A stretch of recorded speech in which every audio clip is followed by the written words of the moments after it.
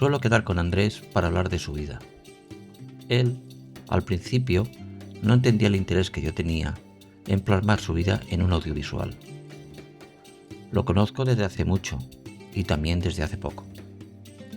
Del 67, al igual que yo, siempre ha estado ahí presente, pero sin tratarnos. Amigo de mis amigos y actor de mi generación, hemos coincidido mucho en el pasado sin saberlo. Además, pertenecer a una familia tan emblemática como la suya le hace imposible pasar desapercibido.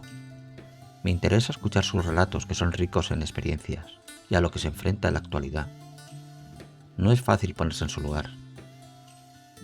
Me interesa preservar memorias para evitar que caigan en el olvido.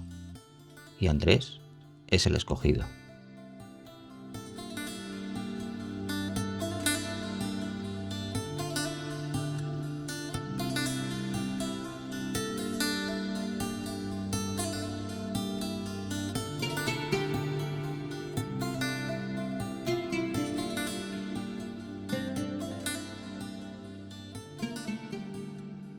Mi infancia fue una infancia feliz, con mis padres, mis abuelos, mis hermanos. En ese momento éramos tres, Tasha, Sonia y yo. Y cuando yo tenía 6 años, yo era el mayor, nos fuimos a Lyon, a Francia, porque mi padre fue a- a la universidad como lector de español, ¿no? Y mi madre a ampliar estudios de danza, que luego continuó en París, en la Ópera de París, donde consiguió años después el título de grado superior de maestra de danza clásica, que fue la primera española que lo consiguió. Bueno, al cabo de un año nos volvimos a Elche porque el grupo de teatro de mi padre, la carátula que él había dejado en manos de sus compañeros, estaba representando una obra, El extraño jinete, y el protagonista tuvo un accidente, fue una tragedia en ese momento para ellos. Pepito Climent tuvo un accidente y murió. Entonces mi padre volvió para ocupar su puesto y ahí retomó otra vez la carátula, y poco tiempo después mi hermano Héctor nació, y al poco tiempo, a pocos años, cuando yo tenía 13, mis padres se separaron. A mí mi padre me contó que se iba a separar un día que me llevó a la sala La Carátula, que estaba aquí en el Raval, y recuerdo que estábamos sentados en el patio de butacas y me lo dijo, ¿no? Bueno, aquello fue un drama familiar, ¿no? Y de hecho fue una de las primeras, uno de los primeros divorcios que hubo en Elche. Fue una cosa destacable en ese momento, ¿no? Poco tiempo después, mi padre se casó con Cristina y yo fui el único de mis hermanos que fue a la boda. Los dos se dedicaron al teatro con la carátula. Más tarde llegó mi hermana Marina, que después de estudiar periodismo se ha dedicado también al teatro en la compañía de su madre, Maracaibo. Yo había estado dándole vueltas a la posibilidad de irme a vivir fuera, a estudiar fuera. Primero pensé en irme a Cuba porque tenía un compañero de clase, mi amigo Ramón Soliva, que que es cubano, bueno, de madre cubana, padre español, y me había contado cosas de Cuba, y le di vueltas a eso. Incluso fuimos mi padre y yo a ver a sus padres, a ver qué posibilidades había que yo me fuera allí. Pero finalmente giró la tortilla bastante y me fui a Estados Unidos a estudiar tercero de BUP con 16 años, ¿no? Estuve un año viviendo con una familia americana en Rhode Island y una familia con la que mantengo el contacto desde entonces, que luego fui a verlos otra vez, ya mayor, y, y nada, pasé un año allí estudiando inglés, ¿no? O sea, aprendiendo inglés. En Estados Unidos, eh,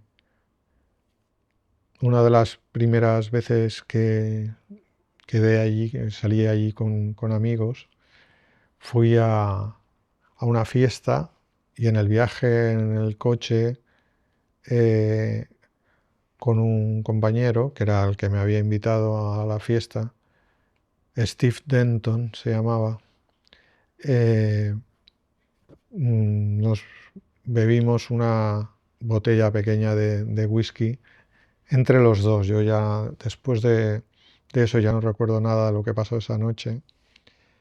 Y ahí empezó pues en mi problema con la bebida, que empezó ese año con varias fiestas de estas de estudiantes. Y bueno, empezó un problema que se extendió pues más de 20 años, ¿no? Mis padres se han dedicado al mundo del teatro, mi padre, y de la danza mi madre, bueno, aunque mi madre también ha sido actriz en la carátula, en el grupo de teatro, y nada, en nuestra casa siempre hemos estado rodeados de gente del mundo de la cultura que venían a dar cursillos a la escuela de mi madre o venían a colaborar con mi padre, a actores, directores, maestras, bailarinas. Y bueno, ese ha sido el entorno en el que hemos crecido mis hermanos y yo, que de hecho mis hermanas son bailarinas. Mi hermana Tasha, bailadora de flamenco, y mi hermana Sonia de contemporáneo, y mi hermano Héctor, músico. Yo tendí desde jovencito por el lado de la escritura, y esa experiencia de tratar con gente de muchas partes del mundo, en realidad, eh, fue muy enriquecedora a la hora de conseguir una formación a nivel eh, intelectual o artístico, como quieras llamarlo. Y nada, bueno, recuerdo, por ejemplo, el Festival de la Oralidad que organizó mi padre durante más de 20 años, y que era un festival en el que los narradores, los actores contaban cuentos, ¿no?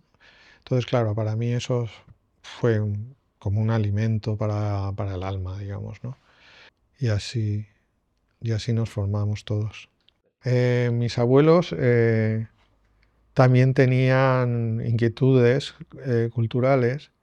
Mis abuelos paternos se dedicaron al teatro en el exilio en Argelia, que salieron en el último barco que salió del puerto de Alicante, que fue el Stambrook.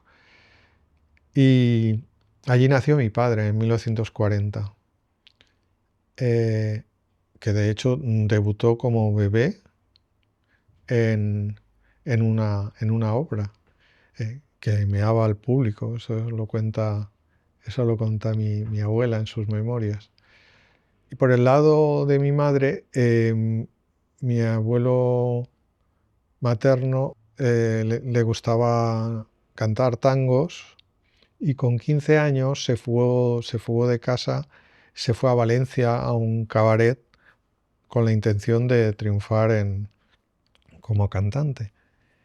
Y bueno, su padre, que era el dueño de la metalúrgica aquí en Elche, bueno, donde él trabajó luego toda su vida, eh, le mandó a la Guardia Civil para traerlo a Elche, ¿no? Pero bueno, lo cuento como detalle de que nos viene de atrás el gusto por las artes, ¿no? Mis gustos se van por la escritura, ¿no? Por la literatura, bueno, toda la literatura todavía no, pero porque yo pensaba que la carrera de escritor, digamos, se debe hacer cuando ya eres una persona asentada y madura, ¿no? Pero luego me he dado cuenta que me equivoqué, pero bueno, lo que tenía claro es que quería escribir, ¿no? Entonces, la única salida para la escritura que yo vi fue estudiar periodismo, que luego me di cuenta que allí solamente había una asignatura relacionada con la escritura y bueno, no cumplió mis expectativas la carrera, ¿no? Pero bueno, me dediqué a escribir a partir del tercer año de carrera me puse a trabajar en La Verdad, en Elche y en Alicante también. eh, y estuve escribiendo un montón de reportajes en esa época. Bueno, ya había empezado antes con algunas colaboraciones en el Información. Luego, cuando me fui de cronista de la expedición al Himalaya, también escribí una serie de crónicas. La expedición al Manaslu, que era de una montaña de más de 8.000 metros, se asemejó bastante a la tradición que tenían los hindúes, sobre todo los de la clase alta, los príncipes y los hijos de brahmanes en la India, de ir cuando eran jóvenes al Himalaya en un peregrinaje espiritual. No es que nosotros hiciéramos un peregrinaje espiritual, pero se asemejó bastante, porque estuvimos casi 2 semanas caminando hasta la montaña, y una vez llegamos allí, que estábamos ya en la frontera con el Tíbet, la escalada, digamos, duró varios meses. En total, la expedición para mí fueron 3 meses en las que compartí vivencias con el jefe de la expedición, que era Quito Soler, y con el montañero que llegó a la cumbre, que fue Juan Agulló, junto con el Sherpa Anglapa. En La Verdad escribí una serie de reportajes sobre personajes de la cultura de Elche, más los personajes que en ese momento eran más innovadores, bueno, más jóvenes, más innovadores. Y luego lo siguiente fue pasar al país, a la delegación del país en Alicante, que fue un poco como un sueño cumplido, porque yo me formé más que en clase en la universidad, en el bar leyendo el país, la verdad.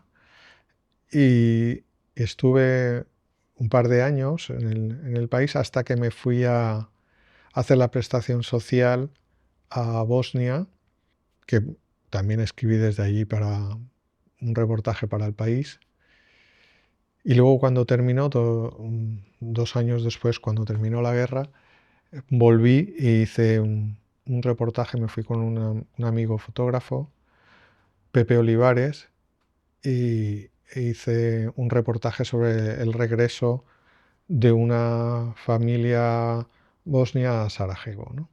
Yo a esa familia, bueno, a esa mujer y a su hijo los conocí durante la prestación social, porque uno de mis trabajos allí hice varias cosas. Estuve asistiendo a las reuniones de ACNUR en Split para informar sobre el transcurso de la guerra y finalmente lo que hice fue ayudar a esta mujer y a su hijo a viajar a España como refugiados, ¿no? Y esa misma familia fue a la que yo luego fui a visitar para hacer el reportaje para Interview.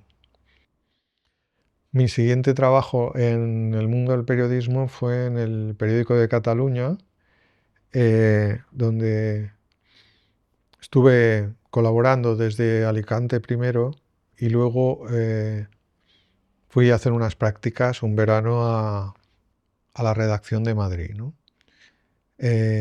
Ahí estuve un tiempo tocando todos los palos en todas las secciones e incluso estuve cubriendo el atentado de ETA en Vallecas, en el puente de Vallecas, que fue una cosa impresionante porque, bueno, cuando yo llegué allí aquello estaba destrozado y había un autobús militar acribillado por la metralla y en el semáforo justo al lado había un autobús escolar. Todo aquello como si fuera una imagen congelada y bastante impresionante, la verdad. Bueno, ese fue uno de los reportajes más destacables que hice en esa época. Ya había estado en otro atentado de ETA cuando trabajaba en La Verdad, en Alicante, y en el periódico estuve varios años hasta que me fui a Buenos Aires para trabajar en un libro sobre cine español con unas escritoras argentinas licenciadas en cine que habían estado entrevistando a una serie de cineastas españoles y actores y realizadores, directores de fotografía. Eh, pues aquello fueron 5 volúmenes sobre 5 películas y la gente que había trabajado en ellas de cine español, ¿no? A través de las especialistas en cine, estas que conocí en Madrid, conocí un día que tomamos una caña con Javier Bardem, porque ellas le entrevistaron para el libro, porque era el protagonista de una de sus películas. También había entrevistado a Penélope para la presentación de una de sus películas, pero el momento, digamos, como con más glamour que viví yo en aquella época fue una vez que fui a una rueda de prensa multitudinaria en el Hotel Ritz de Madrid y mientras yo esperaba a que empezara la rueda de prensa en el hall del hotel, vi bajando por una escalinata que tenía el Hotel Ritz a una chica guapísima, muy alta, y cuando estaba llegando al hall dije, mira, si es Julia Roberts, ¿no? Y en ese momento estaba allí también en el hall Woody Allen. Así que yo en ese momento fue como un momento más glamuroso de mi carrera de periodista con las estrellas en el hall del Hotel Ritz. Y cuando volví me reenganché con el periódico, en concreto con el Dominical. Y en el Dominical yo ahí pues seguí como una especie de trayectoria que había empezado en mis inicios en La Verdad con gente del mundo de la cultura, pero ahí ya era gente hiperconocida pues a nivel internacional incluso, ¿no? De gente del cine, del teatro, de la música, de la televisión, bueno, entrevisté a gente muy conocida, ¿no? Tuve entrevistando a Prince, estuve entrevistando a Barry White, por ejemplo, y a una lista interminable de actores y músicos españoles también, ¿no? Esa fue mi última fase, digamos, como periodista, que eran reportajes muy amplios de varias páginas en el dominical, en el colorín, que se llamaba, del periódico. Y nada, esa fue mi último trabajo como periodista, aunque luego he estado trabajando como jefe de prensa en varios sitios, ¿no? He trabajado en el Festival de la Oralidad que organizaba mi padre y, bueno, trabajé en el Elche Club de Fútbol, en unos restaurantes madrileños, en fin. Y ya como periodista, pues fue todo lo que hice, ¿no?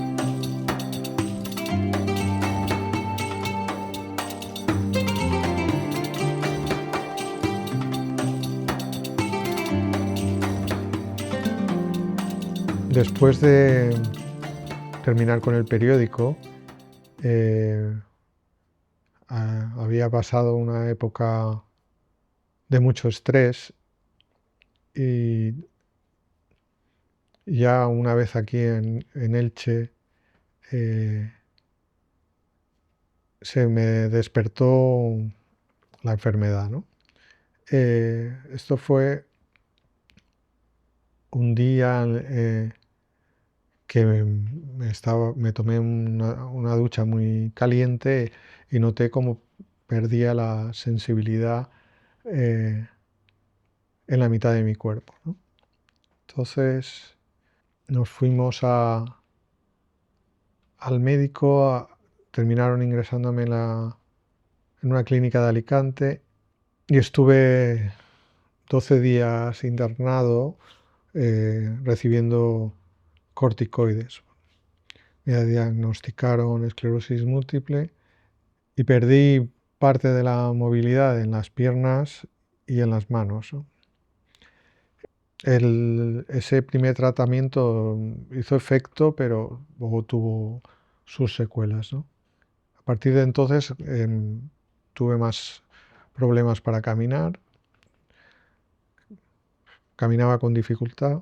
Y bueno, a nivel emocional también me afectó. Esto, bueno, también es que cometí imprudencias como irme a Valencia 3 días después de salir de la clínica porque había un acto, un homenaje a mi padre en la SGAE y yo quería asistir y quedé allí con un amigo, menos mal, porque me ayudó porque yo en esos días tuve, eh, supongo que por los corticoides o por la tensión vivida, tuve varios ataques de pánico y bueno, acabé un poco estropeada, un poco perjudicado.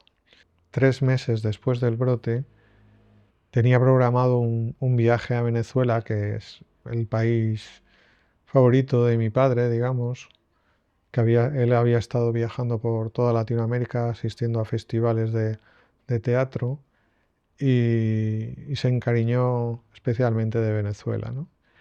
Y nos quiso llevar a todos sus hijos en sucesivos viajes allí a una casa que él se compró en San Juan de los Cayos, que está cerca del Parque Nacional del Morrocoy. Y allí yo llegué bastante tocado todavía por el brote y bueno, vendí el piso y me vine a vivir con mi madre a esta casa, ¿no? Y, y ahí me surgió la posibilidad de trabajar en el Elche Club de Fútbol como jefe de prensa, un trabajo que me supuso mucho esfuerzo porque ya estaba mal de la enfermedad, o sea, podía andar, pero me cansaba mucho y bueno, yo estaba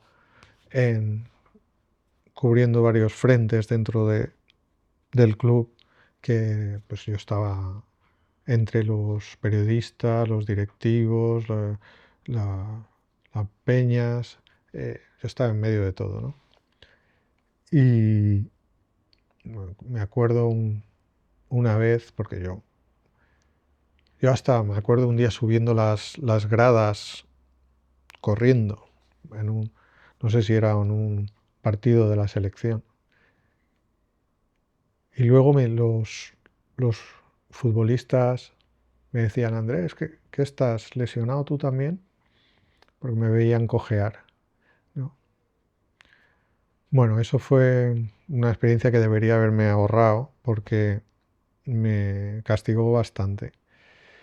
Luego hice otra cosa todavía, bueno, del mismo calibre de esfuerzo, que fue cuando me fui a Filadelfia a hacer un máster en literatura española.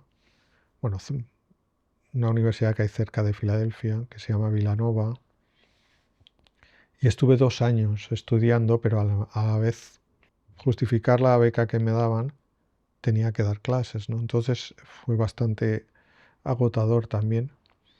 Bueno, una experiencia estupenda porque estaba estudiando algo que no había podido estudiar nunca, porque yo en tercero de BUP me fui a Estados Unidos y no había podido estudiar literatura española, y, y aquello fue como cubrir una laguna que yo tenía, ¿no?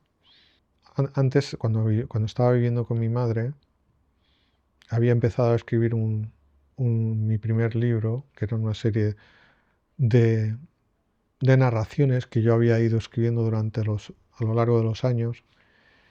Y, y después del máster y de irme a empezar un doctorado en la Universidad de Miami, que solo aguanté un año, porque ya al final me tuve que venir porque no me encontraba nada bien.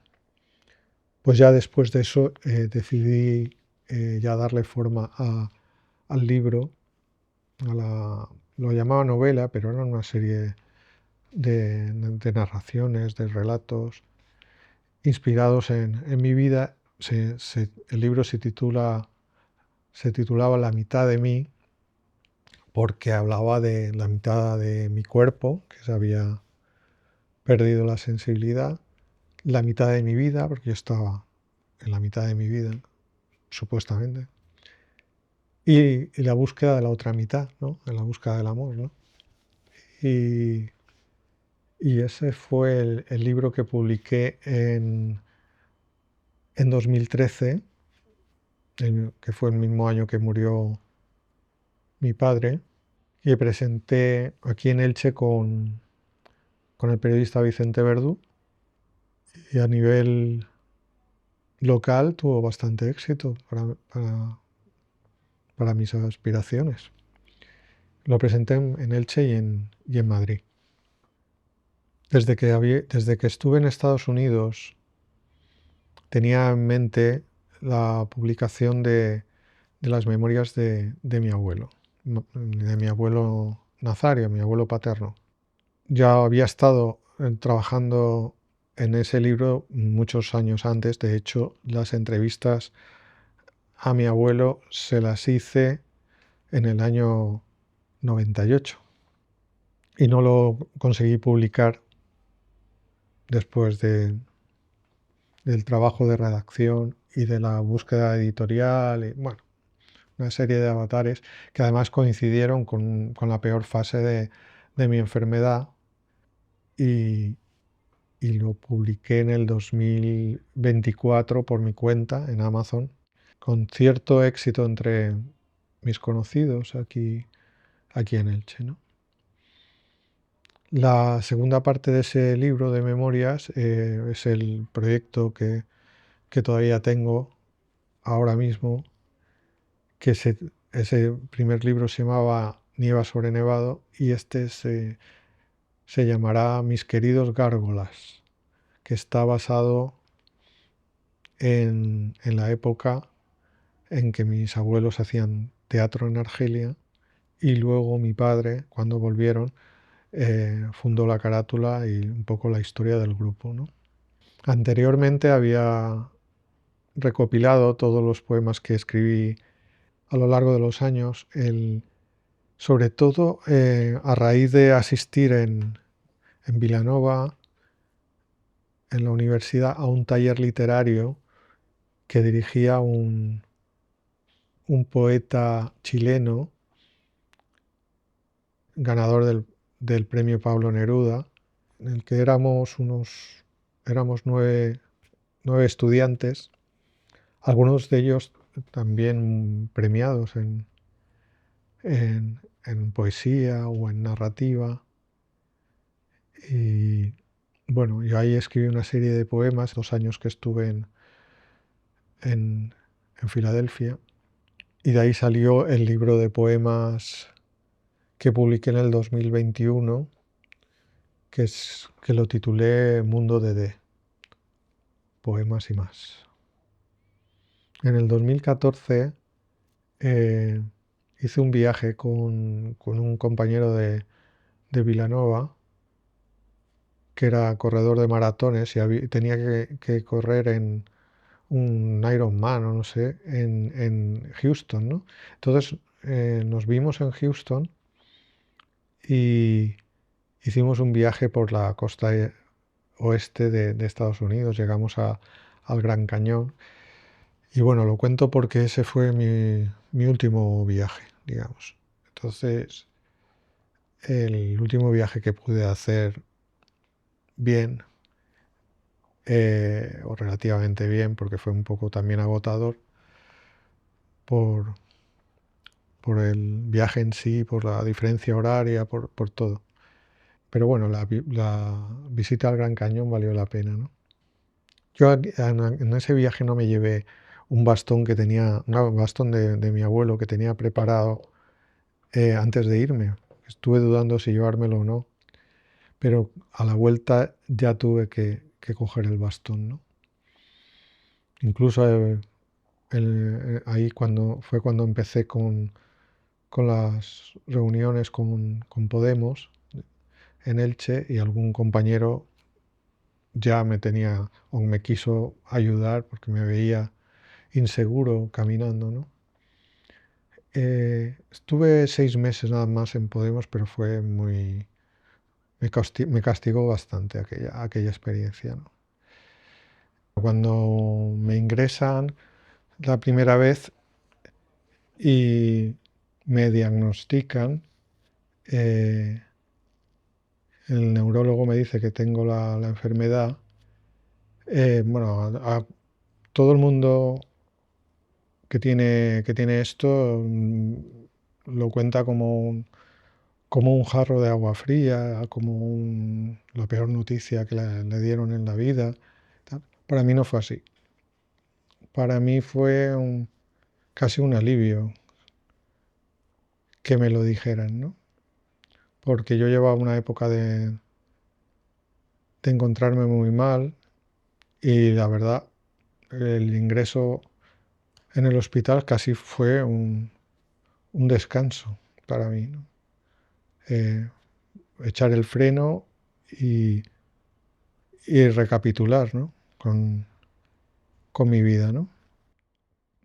Y bueno, me sentí así, la verdad. Lo que pasa es que, claro, ya en esos días ingresado me pasaron otras cosas, ¿no? inyecciones, los bolos de corticoides que, que me quitaban el sueño. O sea, estuve muchos días sin poder dormir casi, ¿no? Y muy acelerado, ¿no? Me tenían que dar ansiolíticos, pero no me hacían efecto, ¿no? De hecho, en esos días en el hospital, como no podía dormir, me puse a escribir una obra de teatro. La única obra de teatro que he escrito, bueno, he escrito dos. O sea, es que dormía 2 o 3 horas nada más, ¿no? Por eso decía que luego cuando salí, que me fui al homenaje a mi padre a Valencia y tal, lo pasé muy mal, ¿no? Porque tuve todas esas crisis de angustia, como crisis nerviosas, ¿no? Pero fueron por el tratamiento de choque que me dieron para el primer brote, ¿no? El viaje en coche de vuelta del hospital eh, mm, me encontré muy raro porque cualquier movimiento del coche me producía mucho malestar, ¿no? Entonces no me encontraba nada bien. Luego cuando llegué, yo vivía en un quinto sin ascensor y cuando llegué, bueno, que subí como pude, menos mal que estaba todavía con mi novia, me acuerdo que no me encontraba nada bien, normal, ¿no? Y esa, y los primeros tiempos con la enfermedad, pues sobre todo lo noté en que ya no podía andar tanto como antes, aunque yo llevaba ya años notando que me cansaba sin venir a cuento, ¿no? Porque se suponía que yo había tenido un accidente de moto y había tenido, lo que yo pensaba, unas lesiones en los pies, pero en realidad fue un primer brote y que luego se despertó realmente con el brote este fuerte que me dio, ¿no? Y nada, desde entonces ya no pude andar igual, las manos tampoco me iban bien. De todas formas, tuve que seguir trabajando porque claro, estas cosas no te las reconocen hasta que no estás muy mal, ¿no? Sobre todo hasta que no te funcionan las piernas. Parece que solo ven que te funcione, o sea, que puedas andar o no. En cuanto te ven con un bastón, ya es otra cosa, ¿no? Y unos años después ya tuve que ir en silla de ruedas para ir por la calle porque yo caminaba con bastones, pero me caí un montón de veces y no podía ser, porque claro, si te haces daño en un brazo yendo con bastones, estás doblemente cojo, ¿no? Y bueno, eso fue un poco la progresión inicial, ¿no?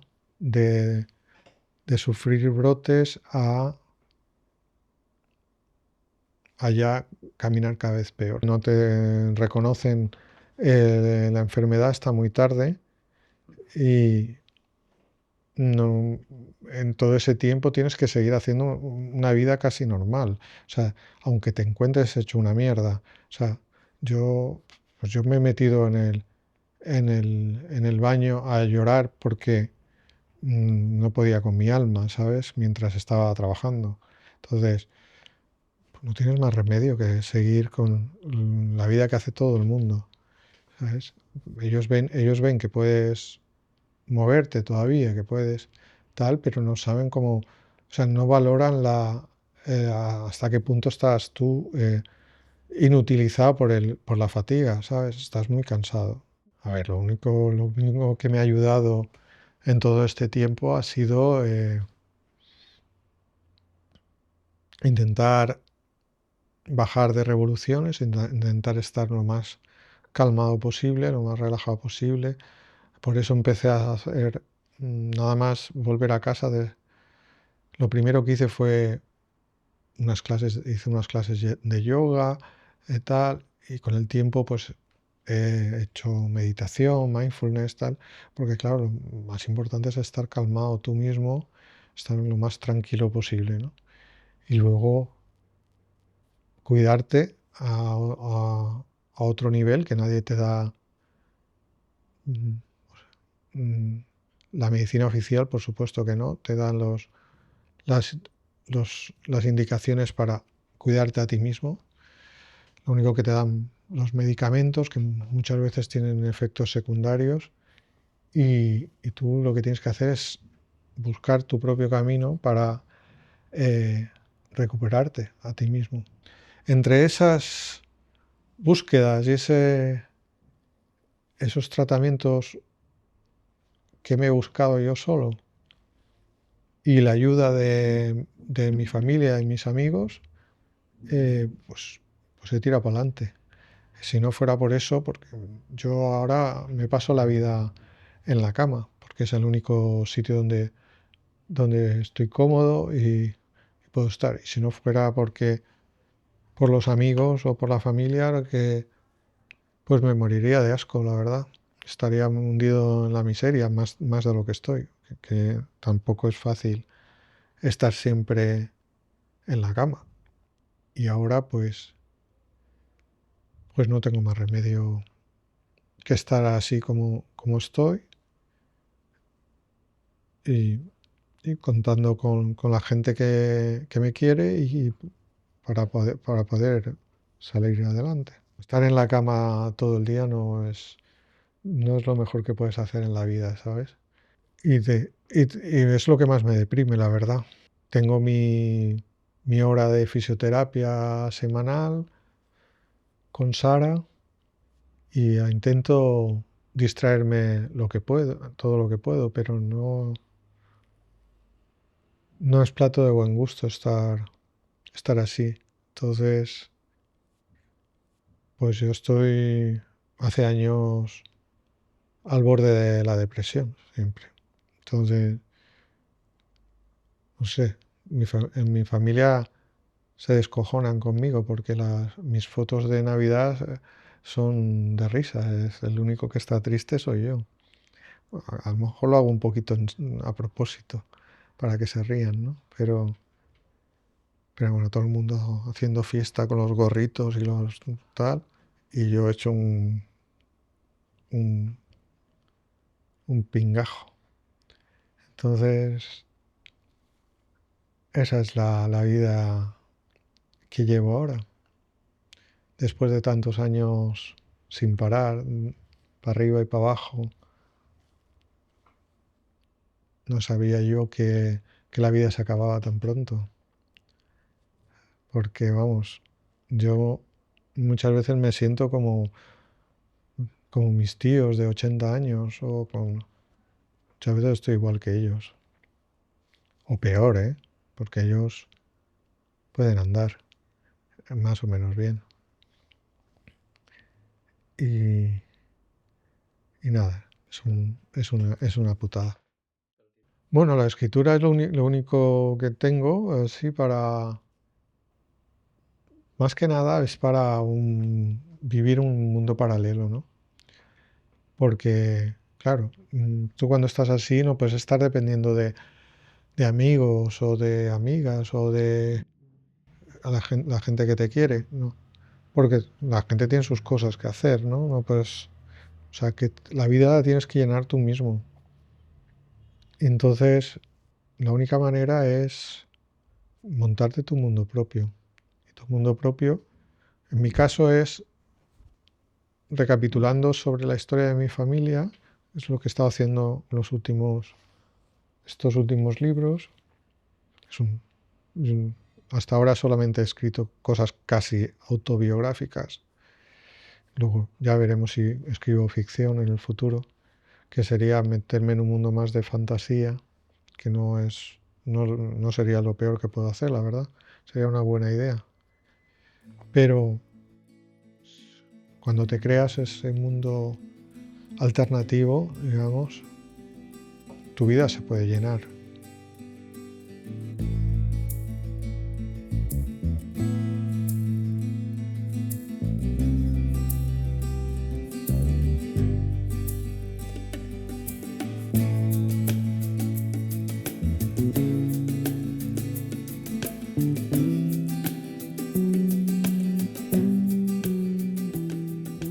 Esclerosis Mon Amour. Pulso con 2 dedos. Poesía digital, diría mi padre. Por el dígito, aclararía. Uno de los chistes familiares más viejo que la tos, que repitieron y repitieron y explicaron y explicaron y repito yo ahora impunemente. Escribo chamuscado por la informática, ese nuevo invento para torturar a seres inocentes, como antes existió la televisión o la Inquisición, dice Eugenia cuando apaga la aspiradora. Si voy al infierno, me darán un trabajo de informático para la eternidad, sin horarios ni seguridad social, como mi antiguo trabajo en el periódico. Debió ser ese el motivo de mi esclerosis, diría mi hermano. Los mosqueos ante la pantalla del ordenador, digo yo. Cuando usaba PC y hubiera asesinado sin importarme en ese momento pasar 40 años en Chirona. Hubiera sido de los que pegan 60 puñaladas, aun sabiendo que con la primera había suficiente. Hay otros motivos, según he sabido después, fruto de mis 11 años de investigaciones y mamarrachadas paralelas. Ahora no entraré en ello, sobre todo porque es largo de explicar y estoy profundamente cansado. Es un cansancio interno, íntimo, un eco de la tensión constante de mi sistema nervioso. Luego hay otras capas de dolor, o más bien de cansancio, o rigidez, o espasticidad. Siento los avatares del sistema nervioso central, al igual que todos los seres sufrientes. Pero luego, a otro nivel, hay más estratos de percepción sensorial, sin entrar en la extrasensorial, como un sistema debajo de otro sistema. Debo tener otro cableado además del evidente, y ese también se retuerce y grita. No sé de quién es, aunque he delimitado el grupo de sospechosos. Lo de los dedos tiene su aquel. Los índices son de los pocos que poseen sus facultades originales, disminuidas pero útiles al fin y al cabo. Soy yo el que toca parcialmente, al que se le impide acceder al plano táctil en su plenitud, el que no puede descargarse la última versión del software, el que lleva una aplicación básica, no premium, y de manera similar al que la realidad se le vuelve irreal. Los objetos físicos le molestan, se le caen de las manos, le golpean, las paredes se interponen, los automóviles se emborronan en la carretera monótona. Y lo peor, veo a la presentadora del telediario doble. Y al fin y al cabo, o a la postre, me alegro. El primer ingreso fue largamente deseado, supuso el fin de una época y el comienzo de otra. Terminó con una etapa dolorosa y comenzó otra invalidante e incapacitante, con otras habilidades, se dice ahora. Pero al fin y a la postre, at the end of the day, reveladoramente vital, jodidamente feliz. Y lo dice alguien que no cree en la felicidad. Y quizás por eso, al fin y al cabo, soy feliz, finalmente. Como ves, también soy de los que te explican el chiste que es la vida, que se cuenta a pesar de que muy pocos se rían, y además se explica para volatilizar la poca gracia que podría tener, con 2 dedos.